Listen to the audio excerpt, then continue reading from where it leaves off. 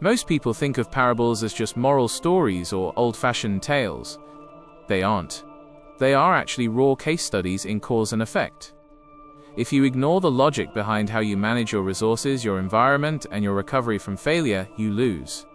These stories provide a direct blueprint for how life actually works. Jesus used everyday scenes, a farmer sowing seeds, a man losing money, a traveler on a road, to explain massive life outcomes. This is high-resolution thinking. By looking at a small, manageable story, we can see the giant errors we make in our own careers and relationships. Instead of getting lost in abstract theories, we look at the physical mechanics of a situation to find the truth. In this video, we are stripping away the fluff. We are looking at these stories as mental models. Why do some people with talent fail? Why does staying safe lead to poverty? How do you restart after a total collapse? The answers are in the logic of these parables.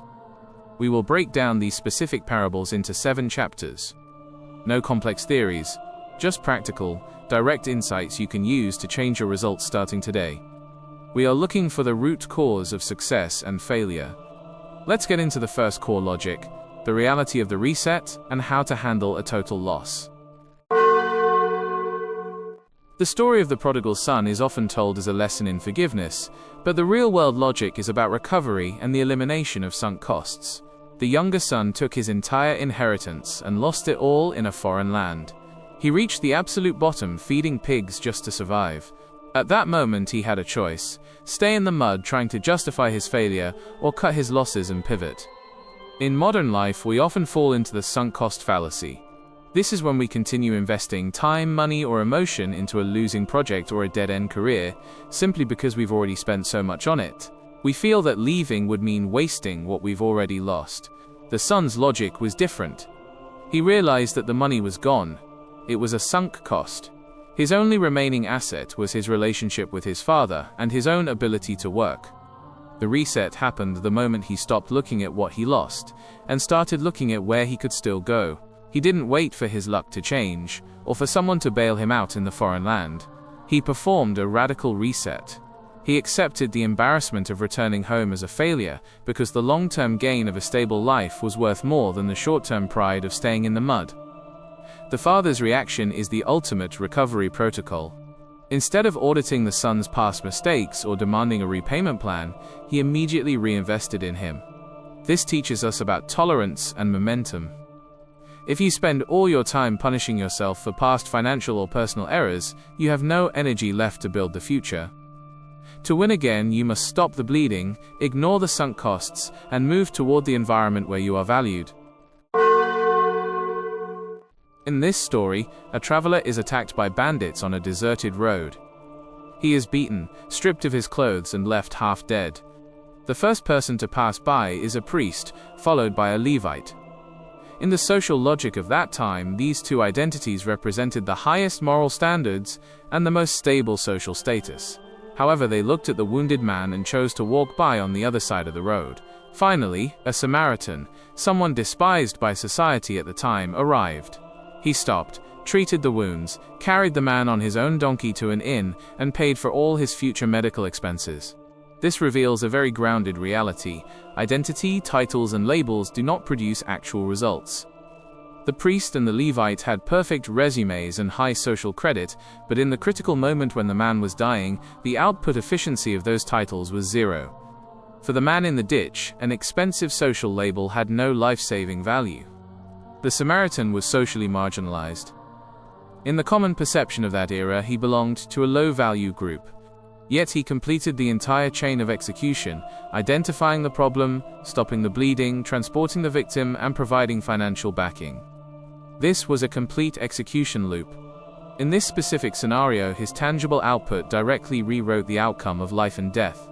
It forces us to realize that in moments of crisis, the world only recognizes those who solve concrete problems. When a project stalls or a disaster strikes, people don't care who has the higher rank or the better degree.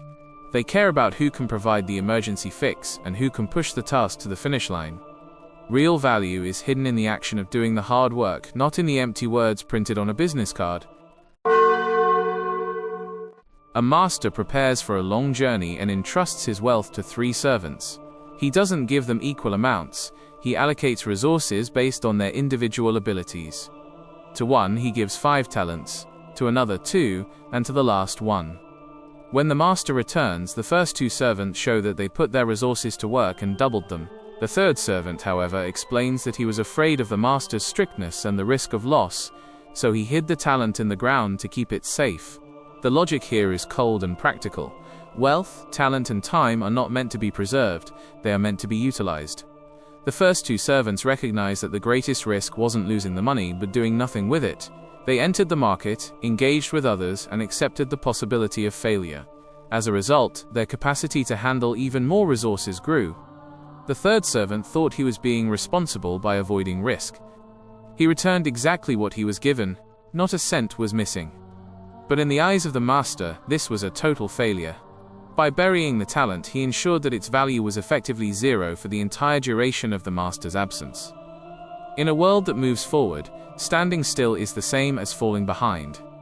This highlights the concept of opportunity cost. The safety the third servant sought was an illusion. By avoiding the risk of a loss, he guaranteed the loss of growth. The story concludes with a harsh reality. The resource was taken from the one who did nothing, and given to the one who had the most. It serves as a stark reminder that life rewards active engagement. If you don't use your skills, your capital, or your time to produce value, the environment eventually stops providing you with those resources. In this parable, a sower scatters seeds across different types of ground. The seeds are identical, but the outcomes are vastly different. Some fall on a hard path and are eaten by birds. Some fall on rocky ground, sprout quickly, and then wither. Some are choked by thorns, and only the seeds that fall on good soil produce a massive harvest. This story forces us to look at the external variables of success. We often focus entirely on the quality of the seed, our ideas, our talent, or our hard work, but the logic of the sower suggests that even a perfect seed will fail if the environment is hostile. The hard path represents an environment where ideas are dismissed before they can even take root. The rocky ground represents a lack of depth, plenty of initial excitement, but no infrastructure to survive a dry spell or a difficult market. Then there are the thorns. The story describes these as the cares of this world and the deceitfulness of wealth. In modern terms, these are the distractions and the noise that compete for your time and energy. You might have the skill and the plan, but if you are surrounded by people or habits that choke your focus, your project will never reach maturity. The good soil isn't just lucky, it is an environment that has been prepared. It is deep enough for roots, clear of weeds, and receptive to growth. It teaches us that if you aren't seeing results, you shouldn't just keep throwing more seeds.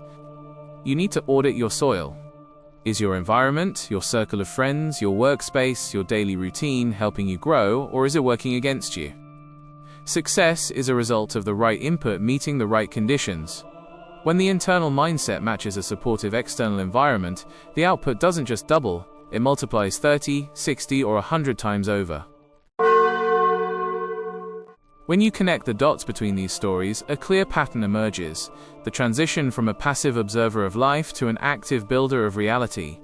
Most people live in a victim state where they believe external circumstances, the economy, their upbringing, or bad luck, are the primary drivers of their destiny. But the logic of these parables shifts the power back to the individual. The shift begins with ownership. The prodigal son didn't blame the famine or the fair weather friends who left him, he took ownership of his return. The Good Samaritan didn't wait for a government official to fix the road, he took ownership of the crisis. Builders realize that while you cannot control the birds that eat the seeds or the bandits on the road, you have total control over your response and your preparation. This synthesis is about moving from passive observation to active feedback loops. In the story of the talents, the builder mindset is shown through the 2 servants who immediately went to work. They didn't analyze the market forever, they engaged with it. They understood that life is a series of cause and effect experiments. You put something in, you see what comes out, and you adjust. A builder views every failure not as a permanent label, but as a data point. If the soil is rocky, they find new soil. If the talent is buried, they dig it up. They understand that the master or the environment isn't out to get them, it is simply responding to the inputs they provide. By focusing on the mechanics, managing your resources, auditing your circle, and executing without ego, you stop being a character in a tragedy and start being the architect of your own growth. The goal is to stop asking, "Why is this happening to me?" and start asking, "What is the next logical action I can take to change the output?" This is the core of the builder's logic. You don't wait for a better life, you build it using the principles of cause and effect. Everything we've discussed leads to a single, inescapable truth. Life is governed by the law of return. Whether you call it cause and effect, sowing and reaping, or input and output, the mechanics remain the same. The universe doesn't respond to what you want, it responds to what you actually do with the variables in your hands. We have seen that you can survive a total collapse by cutting your sunk costs and initiating a reset. We have seen that your real-world value is measured by your execution, not your titles. We've learned that resources are stripped away from those who fear risk and given to those who seek utility. And finally, we've realized that even the best ideas require an audited, healthy environment to survive. These are not just moral lessons, they are operational laws. If you don't like the harvest you are currently gathering, you must change the seeds you are sowing today. If you feel stagnant, check your soil. If you feel overlooked, check your output. The most direct and practical thing you can do right now is to stop waiting for a miracle and start managing your talents, your time, your skills, and your energy with precision. Rewrite your tomorrow by making a different logical choice today. The story isn't over yet, the pen is in your hand and the laws of cause and effect are ready to work in your favor.